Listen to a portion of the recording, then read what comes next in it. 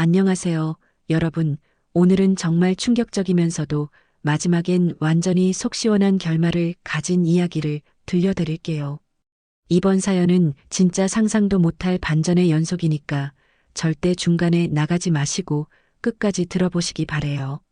특히 결혼 생활에서의 신뢰와 배신에 대해 다시 한번 생각해 보게 되실 거예요.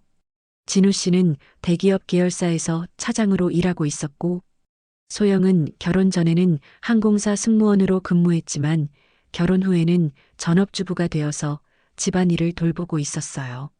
경제적으로도 여유가 있었고 서로를 사랑하는 평범한 부부였죠. 하지만 이 부부에게는 하나의 큰 아픔이 있었어요. 바로 아이가 생기지 않는다는 거였거든요. 결혼 초기에는 신혼생활을 즐기자면서 피임을 했지만 2년째부터는 본격적으로 아이를 가지려고 노력하기 시작했어요. 그런데 1년, 2년이 지나도 임신 소식이 없더라고요. 처음에는 스트레스 때문일 거라고 생각하면서 크게 걱정하지 않았지만 시간이 지날수록 점점 불안해지기 시작했어요. 결혼 5년째가 되었을 때 두 사람은 본격적으로 병원에 가서 검사를 받기 시작했어요. 여러 병원을 다니면서 온갖 검사를 다 받아봤는데 특별한 문제를 찾을 수 없다는 진단만 계속 나왔어요. 의사들은 원인 불명의 불임이라고 하면서 스트레스를 받지 말고 자연스럽게 기다려보라고 조언해줬어요. 시험관 시술도 권유했지만 당시에는 아직 젊으니까 조금만 더 기다려보자고 했죠. 그렇게 시간이 더 흘러서 결혼 7년째, 8년째가 되어도 여전히 아이 소식은 없었어요. 주변에서는 점점 눈치를 주기 시작했고 특히 시어머니의 압박이 심했어요. 진우 씨 어머니인 김옥분 씨는 며느리에게 직접적으로 말하지는 않았지만 분위기로 계속 눈치를 줬어요. 다른 집 며느리들은 다 손자 손녀를 낳아주는데 왜 소영만 아이가 없느냐는 식으로 말이에요. 소영도 그런 시어머니의 압박 때문에 스트레스가 이만저만이 아니었어요.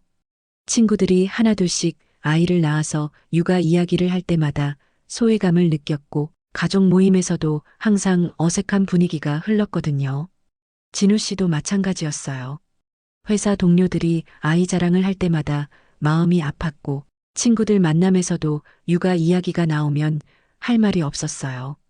두 사람은 여러 차례 시험관 시술을 시도했지만 계속 실패했어요. 매번 기대를 했다가 실망하기를 반복하다 보니까 정신적으로 많이 지쳤어요.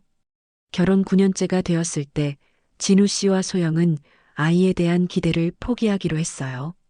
더 이상 병원 치료도 받지 않고 그냥 둘이서 살아가기로 마음을 정한 거였죠. 소영은 그 무렵부터 취미 활동을 시작했어요. 요가도 배우고 꽃꽂이도 배우면서 시간을 보내기 시작했어요. 특히 동네 문화센터에서 하는 각종 강좌에 열심히 참여했거든요. 진우 씨도 소영을 이해해주면서 취미 활동을 격려해줬어요. 집에만 있으면 우울해질 테니까 밖에 나가서 사람들과 어울리는 게 좋다고 생각했거든요. 그런데 소영이 문화센터 활동을 시작한 지 6개월 정도 지났을 때부터 뭔가 달라지기 시작했어요. 표정도 밝아지고 옷차림에도 신경을 더 많이 쓰더라고요. 처음에는 취미 활동 때문에 기분이 좋아진 거라고 생각했어요. 집에만 있다가 밖으로 나가서 사람들과 어울리니까 활력이 생긴 것 같다고 여겼죠. 하지만 시간이 지날수록 소영의 변화가 더욱 두드러졌어요. 핸드폰을 항상 가지고 다니면서 문자가 오면 재빨리 확인하고 전화가 오면 다른 방으로 가서 받더라고요. 진우 씨가 누구냐고 물어보면 문화센터 친구들이라고 대답했는데 뭔가 어색한 느낌이 들었어요. 하지만 의심하기보다는 친구들이 생겨서 좋다고 생각했죠.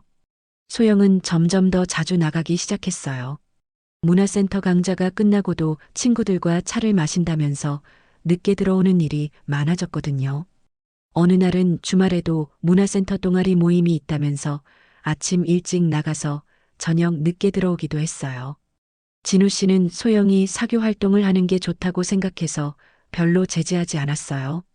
그런데 어느 날 소영이 갑자기 이상한 증상을 보이기 시작했어요. 아침에 일어나서 구토를 하더라고요. 처음에는 단순히 소화불량인 줄 알았는데 며칠 동안 계속 그러더라고요. 진우 씨가 병원에 가보라고 했는데 소영은 별일 아닐 거라면서 미루더라고요. 하지만 증상이 계속되니까 결국 병원에 가게 됐는데 거기서 정말 놀라운 이야기를 듣게 됐어요. 의사가 임신 가능성이 있다고 하면서 검사를 해보자고 한 거예요. 진우 씨와 소영은 정말 믿을 수 없었어요. 10년 동안 아이가 안 생기던 사람이 갑자기 임신이 될 리가 없다고 생각했거든요. 하지만 검사 결과는 정말 충격적이었어요. 소영이 정말로 임신을 한 거였거든요. 그것도 벌써 7주째라고 하더라고요. 진우 씨는 정말 기뻤어요. 10년 동안 기다려온 기적이 드디어 일어난 거라고 생각했거든요. 소영도 놀라워했지만 기뻐하는 것 같았어요.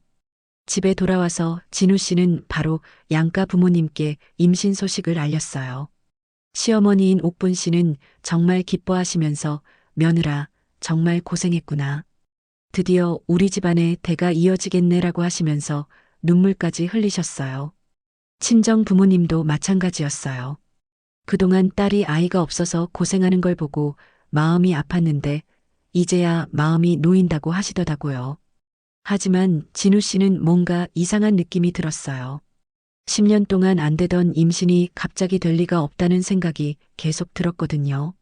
물론 의학적으로는 가능한 일이겠지만 뭔가 석연치 않았어요. 더욱 이상한 건 소영의 반응이었어요. 10년을 기다린 임신인데 생각보다 기뻐하지 않더라고요. 오히려 불안해하는 것 같았어요. 진우 씨가 왜 그러냐고 물어보니까 소영이 나이가 많아서 걱정된다고 하더라고요. 39살이니까 고령 임신이라서 위험할 수 있다는 거였어요. 그 말도 일리는 있었지만 그래도 뭔가 어색한 느낌이 계속 들었어요. 임신 초기라서 조심해야 한다면서 진우 씨와의 스킨십도 피하더라고요. 임신 3개월쯤 됐을 때 첫 초음파 검사를 받았는데 태아가 건강하게 자라고 있다고 했어요. 의사도 고령 임신이지만 별 문제 없어 보인다고 하면서 안심시켜줬어요. 그런데 진우 씨는 계속 뭔가 이상하다는 생각이 들었어요. 소영의 행동이 예전과 너무 달랐거든요. 임신했다고 해서 성격이 이렇게 바뀔 수는 있지만 뭔가 숨기는 게 있는 것 같았어요. 특히 핸드폰 관리가 더욱 철저해졌어요. 항상 가지고 다니면서 진우 씨가 볼 수 없게 했고 문자나 전화가 오면 재빨리 확인하고 지워버리더라고요. 진우 씨가 임신했으니까 문화센터 활동은 그만두는 게 어떠냐고 하니까 소영이 강하게 반대했어요. 임신 초기라서 집에만 있으면 우울해진다면서 계속 나가겠다고 하더라고요. 임신 4개월째가 되었을 때 진우 씨는 정말 이상한 일을 목격했어요. 소영이 문화센터에 간다고 나갔는데 우연히 그 근처를 지나가다가 소영을 본 거예요. 그런데 소영이 문화센터가 아니라 근처 카페에 앉아 있더라고요. 그것도 모르는 남자와 함께 말이에요. 두 사람이 정말 친밀해 보이는 모습이었어요. 진우 씨는 깜짝 놀라서 더 자세히 봤는데 그 남자가 소영의 손을 잡고 있는 거예요. 심지어 소영의 배를 만지면서 뭔가 이야기하고 있었어요. 진우 씨는 그 순간 머리가 하얘졌어요. 설마 하는 생각이 들었거든요. 혹시 소영이 바람을 피우고 있는 건 아닌지 말이에요. 하지만 확실하지 않으니까 그냥 넘어가기로 했어요. 혹시 문화센터에서 만난 남자친구일 수도 있다고 생각했거든요. 그런데 며칠 후에 또 비슷한 상황을 목격했어요. 이번에는 백화점에서였는데 소영이 같은 남자와 함께 쇼핑을 하고 있더라고요. 임신부용 옷을 고르고 있었는데 그 남자가 소영의 의견을 물어보고 돈을 내주더라고요. 마치 남편처럼 행동하는 모습이었어요. 진우 씨는 이제 확신이 섰어요. 소영이 분명히 바람을 피우고 있다는 걸 말이에요. 그리고 혹시 뱃속의 아이가 그 남자의 아이는 아닌지 의심스러웠어요. 하지만 함부로 따져 물을 수는 없었어요. 만약 자신의 오해라면 임신한 아내에게 상처를 줄 수 있었거든요. 그래서 일단은 지켜보기로 했어요. 진우 씨는 소영을 몰래 따라다니기 시작했어요. 소영이 문화센터에 간다고 하면 멀리서 지켜봤는데 정말로 그 남자와 만나더라고요. 두 사람은 카페에서 만나서 이야기를 나누기도 하고 공원에서 산책을 하기도 했어요. 그 남자가 소영의 배를 어루만지는 모습을 보면서 진우 씨는 분노가 치밀어 올랐어요. 결국 진우 씨는 사설 탐정을 고용하기로 했어요. 혼자서는 한계가 있었고 확실한 증거가 필요했거든요. 사설 탐정이 일주일 동안 조사한 결과는 충격적이었어요. 소영이 정말로 그 남자와 불륜 관계였고 그것도 1년 넘게 계속되고 있었다는 거였어요. 그 남자의 이름은 박민호였는데 나이는 42살이고 건축업을 하는 사업가였어요. 결혼은 했지만 아내와는 별거 중이라고 소영에게 말했다고 하더라고요.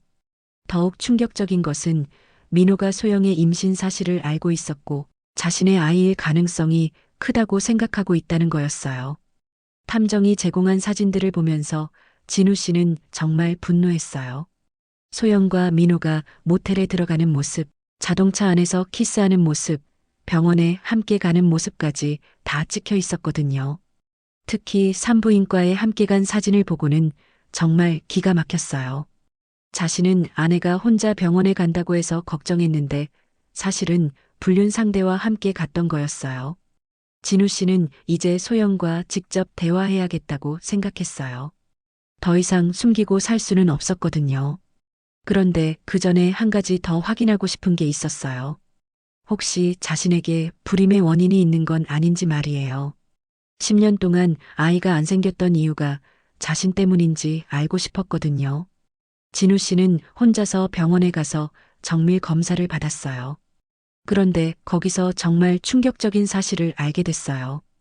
의사가 조심스럽게 말하길 진우 씨에게 무정자증이 있다는 거였어요. 완전 무정자증은 아니지만 정자의 수가 극도로 적어서 자연 임신은 거의 불가능한 상태라고 하더라고요. 진우 씨는 그 말을 듣고 머리가 하얘졌어요. 그럼 소영이 임신한 건 100% 다른 남자의 아이라는 뜻이었거든요. 의사는 계속 설명했어요. 이런 상태에서는 시험관 시술을 해도 성공률이 매우 낮고 자연 임신은 기적이라고 봐야 한다는 거였어요. 진우 씨는 그제야 모든 것이 명확해졌어요. 왜 10년 동안 아이가 안 생겼는지, 그리고 지금 소영이 임신한 아이가 누구의 아이인지 말이에요. 집에 돌아온 진우 씨는 소영과 진지한 대화를 나누기로 했어요. 더 이상 미룰 수 없었거든요. 소영이 문화센터에서 돌아온 저녁, 진우 씨는 거실에서 기다리고 있었어요. 테이블 위에는 사설 탐정이 찍은 사진들과 자신의 진단서를 올려놨어요. 소영이 집에 들어오자마자 진우 씨가 조용히 말했어요. 소영아, 우리 이야기 좀 해야겠어라고 하니까 소영의 얼굴이 순간 굳어졌어요. 소영이 테이블 위의 사진들을 보는 순간 얼굴이 하얗게 변했어요. 자신과 민호가 함께 있는 사진들을 본 거죠. 진우 씨가 조용히 말했어요. 나는 무정자증이야. 그럼 네가 임신한 아이는 누구 아이야? 라고 하니까 소영이 더 이상 숨길 수 없다는 표정을 지었어요. 소영은 처음에는 발뺌을 하려고 했어요. 이게 뭐냐면서 자신은 그런 일 한 적 없다고 하더라고요. 하지만 증거가 너무 명확했어요. 결국 소영이 실토했는데 하는 말이 더욱 충격적이었어요. 민호와의 관계를 인정하면서도 자신도 어쩔 수 없었다고 하는 거예요. 소영의 말에 따르면 문화센터에서 민호를 만났는데 정말 매력적인 남자였다고 하더라고요. 자신에게 관심을 보이고 잘해주니까 마음이 흔들렸다는 거였어요. 진우 씨는 그 말을 듣고 정말 기가 막혔어요. 10년 동안 아이 때문에 고생하면서도 아내를 사랑했는데 아내는 다른 남자와 바람을 피우고 있었던 거니까 얼마나 배신감이 컸겠어요. 소영은 계속해서 변명을 늘어놓았어요. 진우 씨가 일에만 신경 쓰고 자신에게는 관심이 없는 것 같아서 외로웠다면서 민호가 자신을 이해해줘서 좋았다고 하더라고요. 그런데 더욱 가관인 것은 소영이 민호에게 진우 씨와의 관계에 대해서 거짓말을 했다는 거예요. 남편과는 사실상 별거 상태라고 말했다는 거였어요. 진우 씨는 정말 어이가 없었어요. 자신은 아내를 사랑하고 있었는데 아내는 다른 남자에게 남편과 별거 중이라고 거짓말을 하고 있었던 거니까요. 소영은 민호가 자신을 정말 사랑한다면서 아이가 태어나면 함께 살자고 했다고 하더라고요. 그래서 이혼을 요구할 줄 알았는데 진우 씨가 자신의 임신을 기뻐하니까 어떻게 해야 할지 모르겠다고 하는 거예요. 진우 씨는 그 말을 듣고 정말 화가 치밀어 올랐어요. 자신이 10년 동안 기다린 아이라고 기뻐하는 것을 보고도 아무런 죄책감을 느끼지 않았다는 게 믿어지지 않았거든요. 결국 진우 씨는 소영에게 이혼하자고 했어요. 더 이상 이런 관계를 유지할 수 없다면서 뱃속의 아이와 함께 민호에게 가라고 했어요. 소영은 그 말을 듣고 당황했어요. 사실 민호와의 관계가 생각만큼 확실하지 않았거든요. 민호가 이혼한 상태가 아니라 별거 중이라고 했는데 진짜인지 확신이 서지 않았어요. 그래서 소영은 일단 진우 씨를 달래보려고 했어요. 민호와의 관계를 완전히 끊겠다면서 다시 기회를 달라고 빌었어요. 하지만 진우 씨는 이미 마음을 정했어요. 한번 배신한 사람을 다시 믿을 수는 없었거든요. 더군다나 뱃속의 아이가 다른 남자의 아이라는 것도 받아들일 수 없었어요. 그 다음날 진우 씨는 변호사를 찾아갔어요. 이혼 절차에 대해서 상담을 받고 싶었거든요. 변호사는 진우 씨가 가진 증거들을 보고 재산 분할이나 위자료에서 매우 유리한 위치에 있을 거라고 했어요. 한편 소영은 민호에게 연락을 했어요. 남편이 모든 걸 알게 됐다면서 도움을 요청한 거였어요. 이제 정말로 함께 살 수 있게 됐다고 생각했거든요. 하지만 민호의 반응은 예상과 달랐어요. 갑자기 곤란하다는 식으로 말하면서 자신도 상황이 복잡하다고 하더라고요. 소영이 어떤 의미냐고 물어보니까 민호가 충격적인 말을 했어요. 자신은 아직 이혼하지 않았고 아내와 완전히 헤어질 생각도 없다는 거였어요. 소영은 그 말을 듣고 정말 당황했어요. 그동안 민호가 자신과 함께 살자고 했던 말들이 모두 거짓말이었다는 걸 깨달은 거죠. 민호는 계속해서 변명했어요. 소영과의 관계는 정말 소중했지만 현실적으로 책임을 질 수 없는 상황이라는 거였어요. 아이에 대한 책임도 질 수 없다고 하더라고요. 소영은 그 말을 듣고 정말 절망했어요. 남편과는 이혼하게 됐는데 불륜 상대는 책임을 지지 않겠다고 하니까 정말 막막했거든요. 소영이 울면서 매달렸지만 민호는 냉정했어요. 자신도 가정이 있는 사람이라서 더 이상은 어렵다면서 연락을 끊자고 하더라고요. 소영은 그 후로 민호에게 계속 연락을 시도했지만 민호는 전화도 받지 않고 문자도 읽지 않았어요. 완전히 연락을 차단해버린 거였어요. 소영은 이제 정말로 절망적인 상황에 처했어요. 남편과는 이혼하게 됐고 불륜 상대는 책임을 지지 않겠다고 하니까 혼자서 아이를 키워야 하는 상황이 된 거였어요. 소영의 부모님도 이 사실을 알고 정말 화를 내셨어요. 딸이 결혼한 몸으로 바람을 피운 것도 모자라서 그 상대방 아이까지 임신했다니 도저히 용서할 수 없다고 하시더라고요. 친정 어머니는 소영에게 아이를 포기하라고 했어요. 이미 임신 6개월이 지났지만 그래도 늦지 않았으니까 수술을 받으라고 하시더라고요. 하지만 소영은 그럴 수 없었어요. 이미 태동도 느끼고 있었고 아이에게 애착이 생겼거든요. 비록 잘못된 관계에서 생긴 아이지만 자신의 아이인 건 분명했으니까요. 시어머니인 옥분 씨는 이 사실을 알고 정말 분노하셨어요. 10년 동안 기다린 손자라고 기뻐했는데 알고 보니 며느리가 바람 피워서 생긴 아이였다니 받아들일 수 없다고 하시더라고요. 옥분 씨는 소영에게 찾아가서 정말 심하게 꾸짖으셨어요. 어떻게 그런 더러운 짓을 할 수 있냐면서 당장 집에서 나가라고 하셨어요. 이혼 소송은 빠르게 진행됐어요. 소영이 잘못한 것이 명백했기 때문에 진우 씨에게 유리하게 결론이 났어요. 재산 분할도 진우 씨가 대부분을 가져가게 됐고 소영은 위자료까지 물어줘야 했어요. 소영은 임신 8개월째에 혼자서 작은 원룸으로 이사를 갔어요. 이혼 과정에서 받을 수 있는 돈이 별로 없어서 정말 초라한 곳이었어요. 그런데 설상가상으로 민호가 완전히 잠수를 타버렸어요. 연락처를 모두 바꿔버려서 소영이 아무리 찾아도 연락할 방법이 없었어요. 소영은 민호의 회사까지 찾아갔지만 민호는 만나주지 않았어요. 직원들을 통해서 더 이상 연락하지 말라는 말만 전해들을 뿐이었어요. 결국 소영은 혼자서 출산을 해야 했어요. 친정 부모님도 등을 돌리신 상황에서 아무도 도와줄 사람이 없었거든요. 아이는 건강하게 태어났지만 소영의 마음은 복잡했어요. 사랑하는 마음도 있었지만 한편으로는 이 아이 때문에 자신의 인생이 완전히 망가졌다는 생각도 들었어요. 출산 후 소영은 일을 찾아야 했어요. 아이를 키우려면 돈이 필요했거든요. 하지만 경력이 단절된 상황에서 좋은 일자리를 구하기는 어려웠어요. 결국 시간제 일자리를 여러 개 구해서 생계를 유지하게 됐어요. 낮에는 아이를 어린이집에 맡기고 일을 했는데 정말 힘든 나날이었어요. 한편 진우 씨는 이혼 후에 새로운 인생을 시작했어요. 그동안 받았던 스트레스에서 해방되니까 오히려 마음이 편해졌거든요. 진우 씨는 자신의 무정자증에 대해서도 치료를 받기 시작했어요. 의사는 완전히 불가능한 건 아니라면서 적절한 치료와 생활 습관을 바꾸면 개선될 가능성이 있다고 했어요. 한편 소영은 점점 더 힘든 상황에 처하게 됐어요.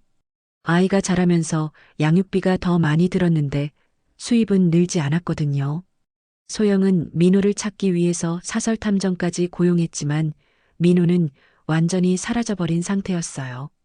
결국 소영은 법적으로 민호를 찾아서 양육비를 받으려고 했지만 민호의 행방을 알 수 없어서 불가능했어요. 소영은 때때로 진우 씨에게 연락을 시도했어요. 아이가 아프거나 돈이 필요할 때면 도움을 요청했거든요. 하지만 진우 씨는 냉정하게 거절했어요. 진우 씨 입장에서는 당연한 일이었어요. 자신을 배신한 전처와 그 불륜으로 생긴 아이에게 왜 도움을 줘야 하냐는 거였죠. 소영은 점점 더 절망적이 됐어요. 친정 부모님과도 관계가 회복되지 않았고 친구들도 모두 등을 돌렸어요. 결혼한 여자가 바람을 피워서 이혼했다는 소문이 퍼지면서 사람들의 시선이 좋지 않았거든요. 아이가 3살이 되었을 때 소영은 정말 한계를 느꼈어요. 육체적으로도 정신적으로도 너무 지쳤거든요. 혼자서 아이를 키우면서 생계를 유지하는 것이 너무 힘들었어요.